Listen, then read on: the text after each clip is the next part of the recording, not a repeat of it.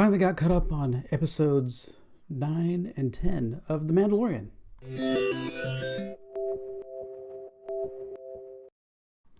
Yeah, so for whatever reason, they're calling Season 2 Episode 1 and Season 2 Episode 2 Chapters 9 and Chapter 10. It is a continuation of what was happening in the first season, so I guess they're just going to continue on with that, mode of just adding chapters as they go. The first episode, let's go to here. We get back to Tatooine at some point, and the Amy Sedaris character is a little less annoying. She was extremely annoying the first one. Maybe I'm just used to it. But they head out across. He has to head out across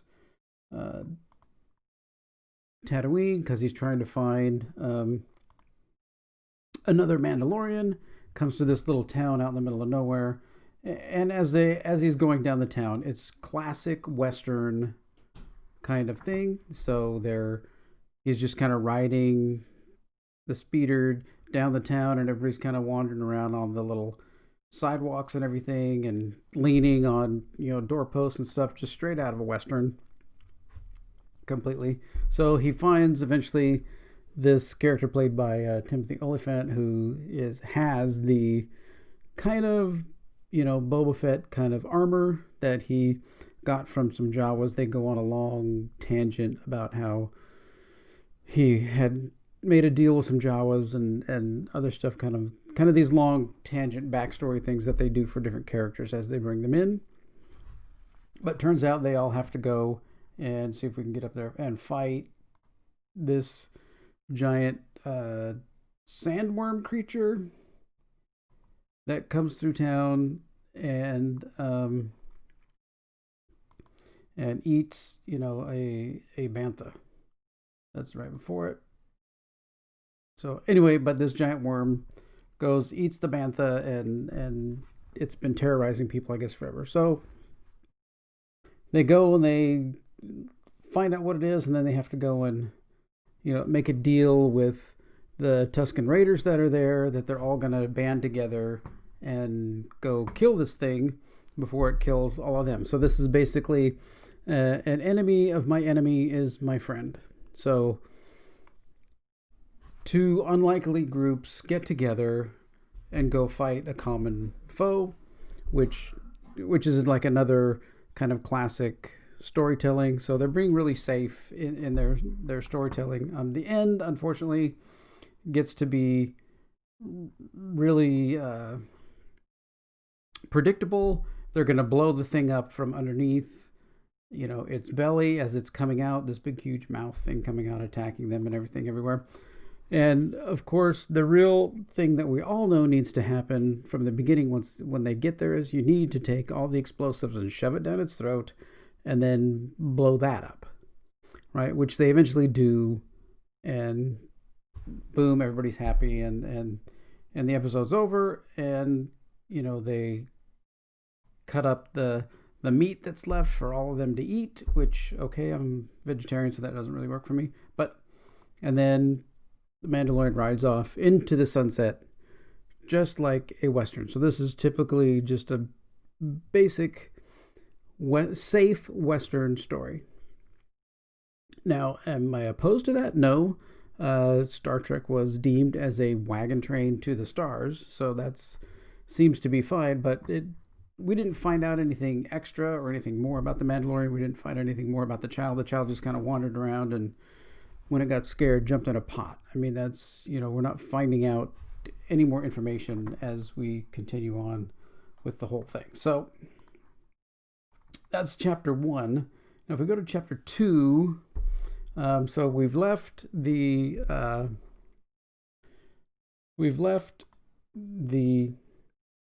we're on Tatooine. We get back, and we're going to be heading towards someplace else. So she picked, this one's called the Passenger, I do believe.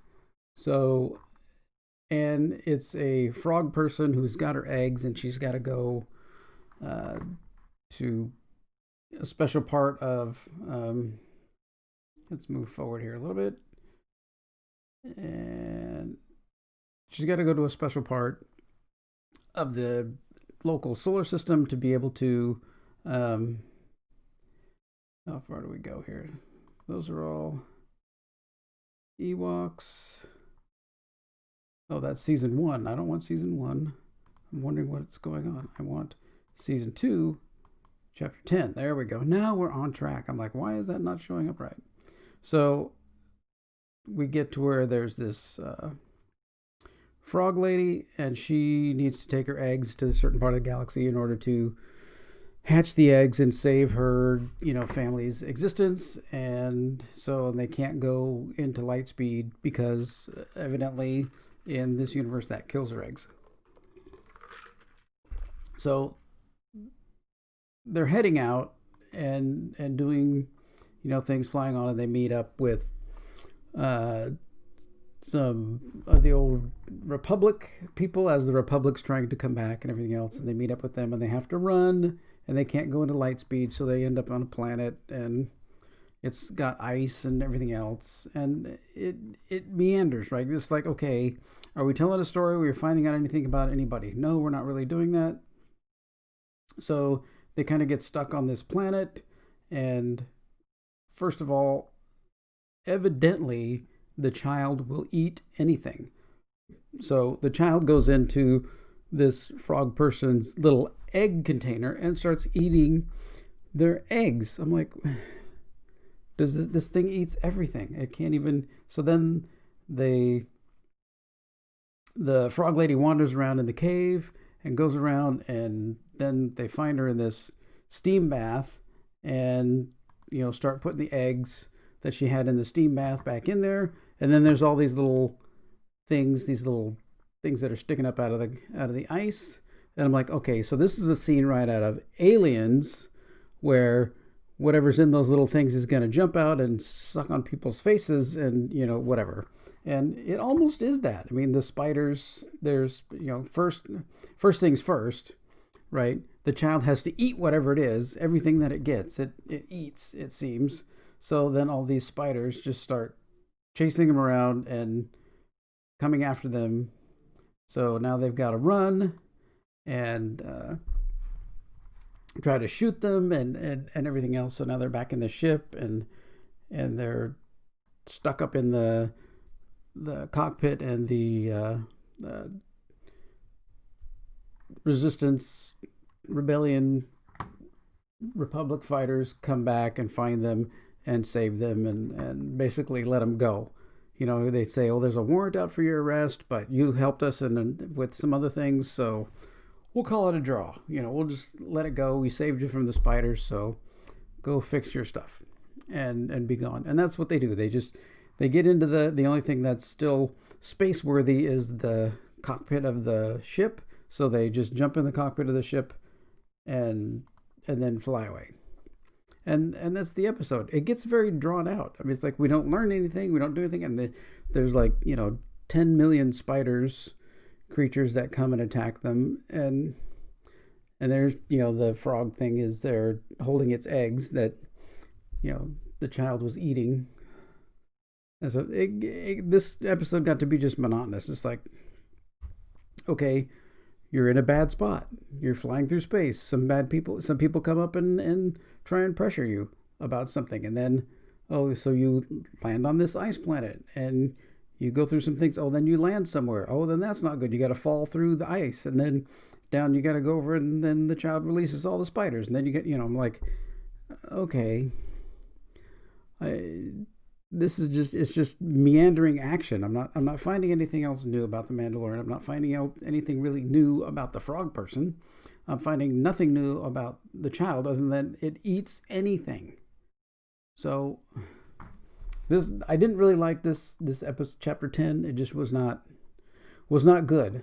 So hopefully chapter 11 we know the ship is all damaged and everything else, and they gotta go slowly over to this other planet. Hopefully on this other planet where they're dropping the frog creature, they can actually get the ship repaired and get actually being fairly space worthy. But who knows how many episodes that maybe they'll draw that out into 3 or 4 episodes. I guess I want too much is the problem.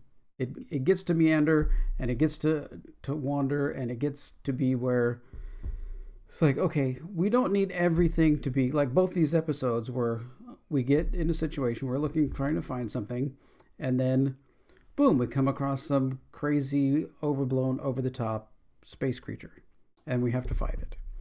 So then that was, chapter 9. Then chapter 10, we get in a situation, we're trying to find something, and then we get in a situation where there's some overblown space creatures that we have to fight and try and get away from.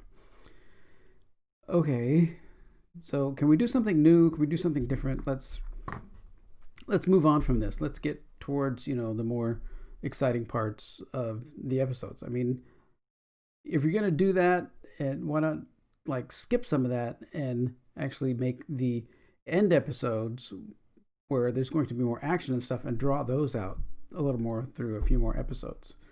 And, these episodes were 50 minutes and 48 minutes or something long. So you're doing a lot. I can tell you about both stories in less than 10 minutes about what happened.